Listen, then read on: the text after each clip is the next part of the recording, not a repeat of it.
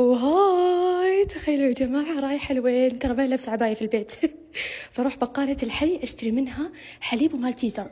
كذا فجأة شفتها فليكس بلور اشتريته يا جماعة. كذا يسوونه كأنه كرون فليكس، فهمتوا؟ وتخيلوا اللي طالعة بليسلي بار لبس كل شيء قدامي بسرعة بسرعة واركض لش ثم تقفل بقالة بسرعة بسرعة بسرعة.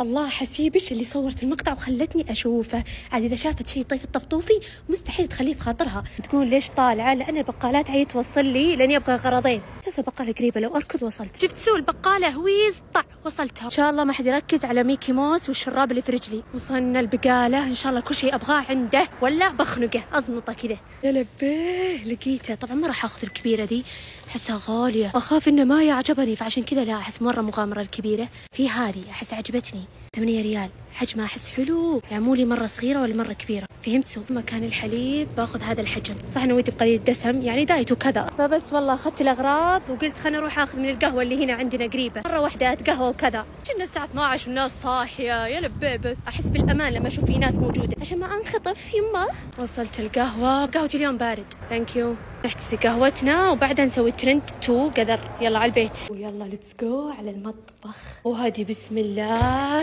جاري التقييم وناذر لو ما يطلع حلو يا الامريكيه انت اللي طلعتيني في اخر الليل اني لا انحرش كذا اقص رقبتش لو ما تطلع حلوه. بس والله هذا الحليب وهذا المالتيزر عاد انا احس يعني الميكس ما عليه خوف.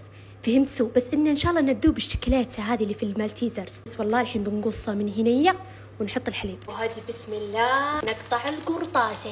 شزي شفتوا كيف؟ يا لبي قلت بها كذا ان شاء الله انها ما تدحدر. ونرج الحليب. لازم ارجها احسه لبن. بحاول احط شويه يعني ما بكثر. ويسطع.